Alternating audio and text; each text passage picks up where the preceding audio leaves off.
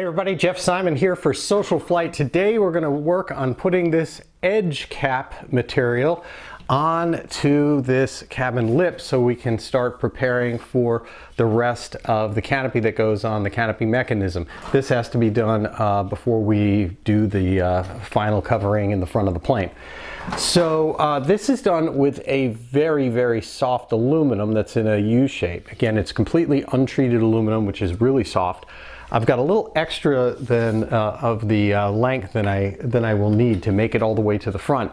And so what I'm going to do is experiment a little bit because it's very difficult to get this around this curve. It has to do a pretty big curve here, and then it actually, in addition to that, has to end up twisting as it goes down towards the front.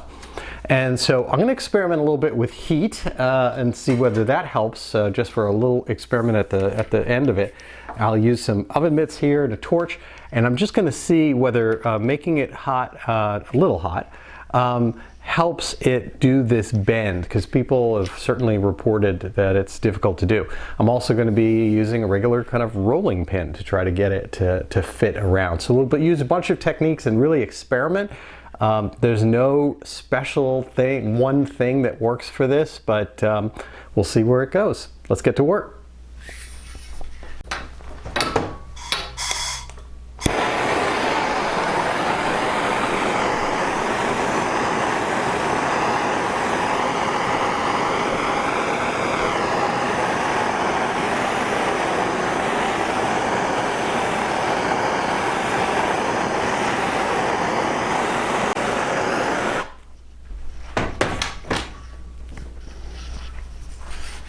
Now, question is, does that make it any easier to bend into place? And the answer is, wow, yes it does. Holy mackerel. Big difference.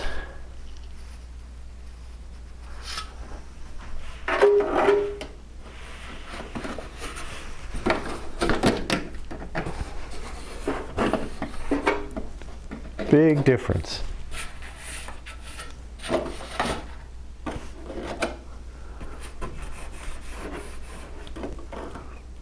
I don't know if you can easily see that. Now it's not really all that smooth around the edge there. It still has wrinkles in it, but the stretching that occurred around this was really natural. That happened very easily. So we still wound up with some buckling in here. I don't know how we're really easily going to avoid that, except for trying to kind of maybe roll it out when we get it in. But what we don't want to do is use a stretcher. So I will tell you, of course, you can always use a stretcher that'll go around and do stuff like that. But the real question is, you know, how do we keep the inside from kind of buckling? I think that's a really hard thing to do, and maybe all we can do is kind of work it out afterwards. But the fact that it stretches this edge so nicely, that's what's going to be, you know, so cool about the process. So let me keep going with this and see what we learn as we get a little further into the process.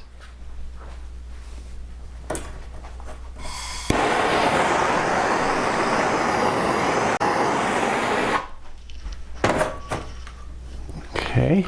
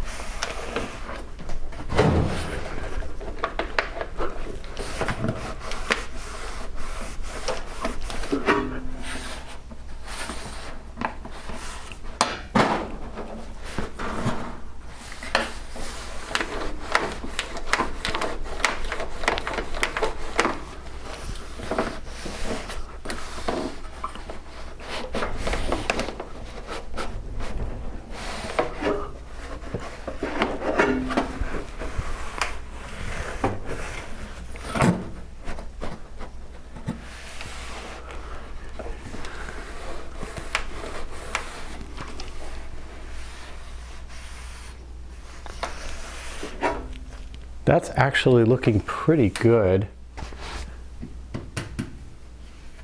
I'm gonna go get a rolling pin and see what that does.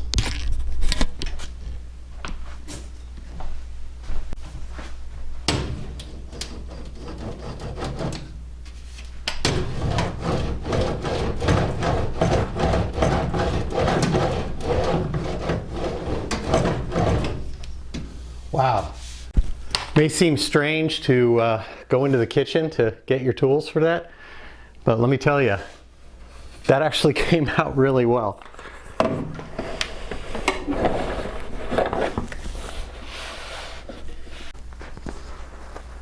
Have to be careful about using heat around the rest of this because I don't want to affect any of the other metal. There's bonding in here, and so I don't want that to be affected either. So as long as this is away from it, it should be okay.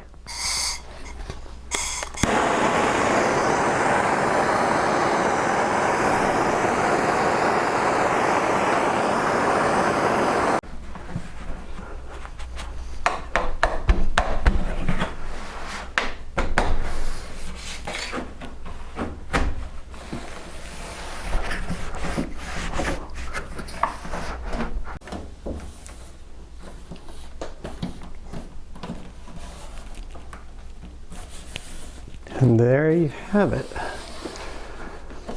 Not 100% perfect, but not bad.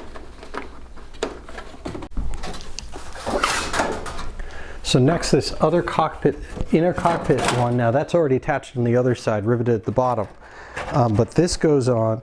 You match drill these holes, and that's what holds the inside of this. And then you flip it so it's actually on the outside, covering all of those. And then the edge cap is really containing all of this. Now I'll get to work on the other side. Okay, slightly different technique this time because I've got these pit mitts, even easier to use than the mitts I used last time. Let's try this.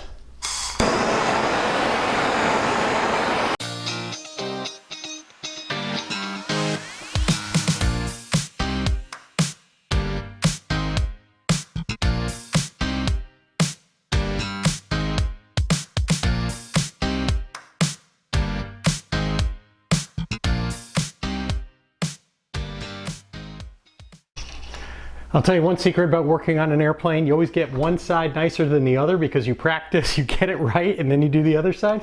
I have an extra piece, so I'm gonna see if I do better this time on this side, and if not, we'll go with the original one.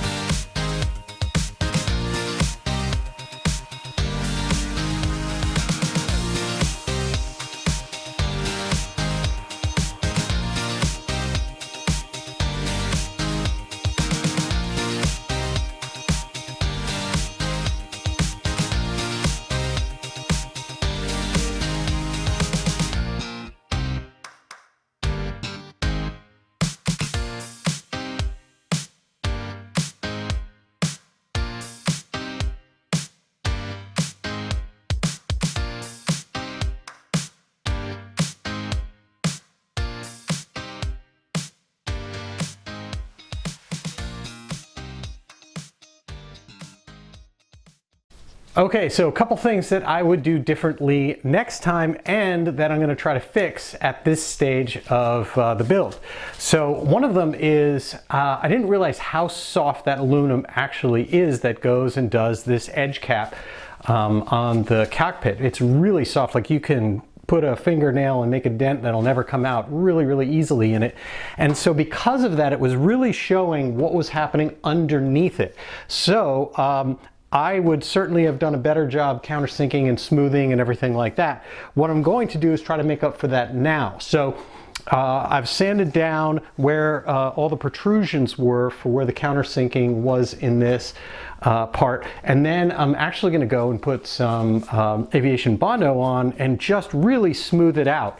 Then the second step I'm going to do is to try to actually flatten out the aluminum, which I think I'm going to be pretty successful at because it is very, very flexible. May not totally get out, but it'll look pretty good. And the second thing, of course, is obviously I grabbed what was nearby. I grabbed a rolling pin. Now that worked surprisingly well, but a much better tool would be a smaller roller like you use when you're installing a linoleum or something like that. So I'm going to get one of those, use that when I'm going closely. So now I'm going to get to work trying to make this look a little bit better.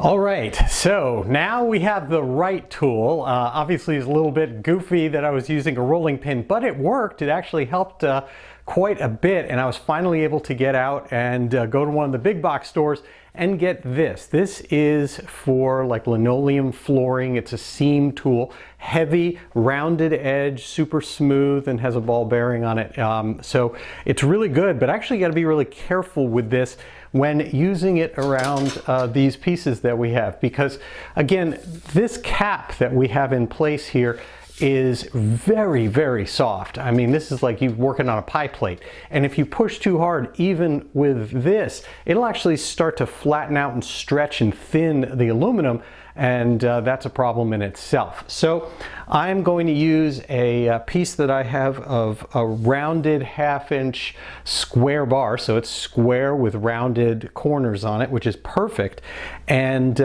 just do a little bit of finishing to smooth this off before I put it back on. And then what I've gone and done here on the actual fuselage, as we talked about, is gone here, and all of this has been filled. It's going to be sanded so it's nice and smooth, and that'll give me that. So let's take a look down here.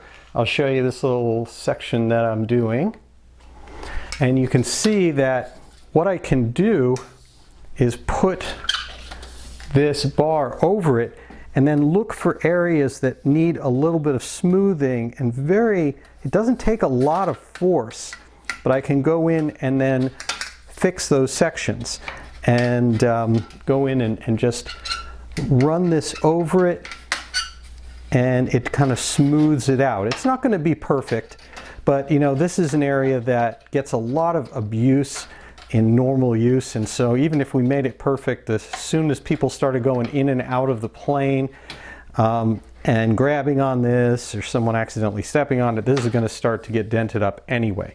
But it is nice to have it in good shape, and this looks good. It'll even smooth out where the rivet holes are, and so it's going to be good. So that's where we stand on this piece.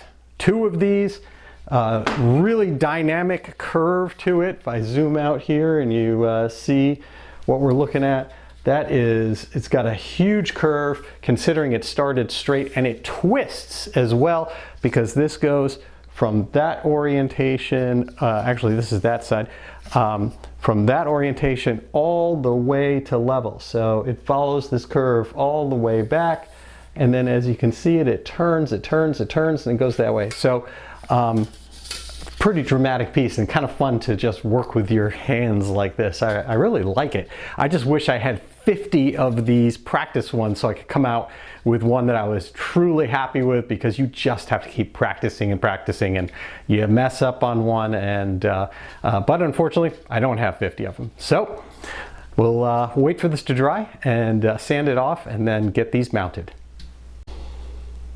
All right, everything is now prepped and ready, and so now it's time to mix up the epoxy adhesive and get all of these installed with the cap and the tracks and everything else, and then we'll be ready to go for the nose and moving forward. Let's get to work.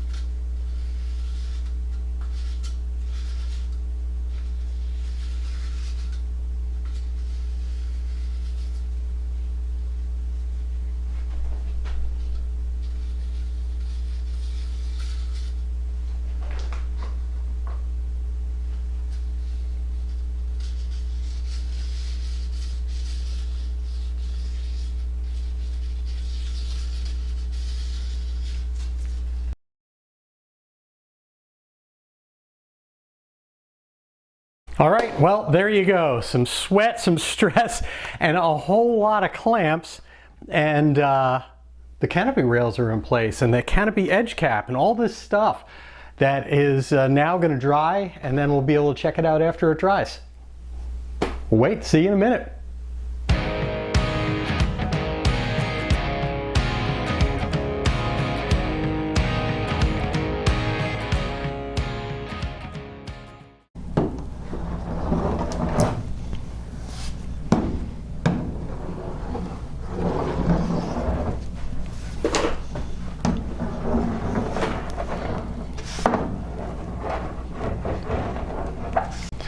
All right, well, that looks absolutely great. It's nice and straight and smooth.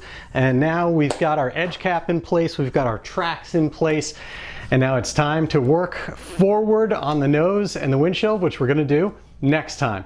Until next time, I'm Jeff Simon for SocialFlight. Be sure to check out SocialFlight.com and the free apps for Apple and Android devices. Just search for SocialFlight on the App Store to see all the cool things that we've got. We've got tens of thousands of aviation events and destinations.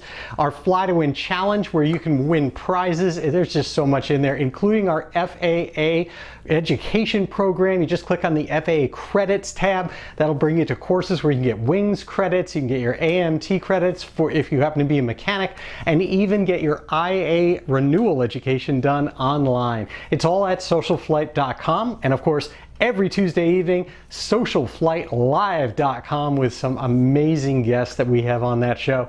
Until next time, thank you all for watching. Please subscribe, and I wish you all blue skies.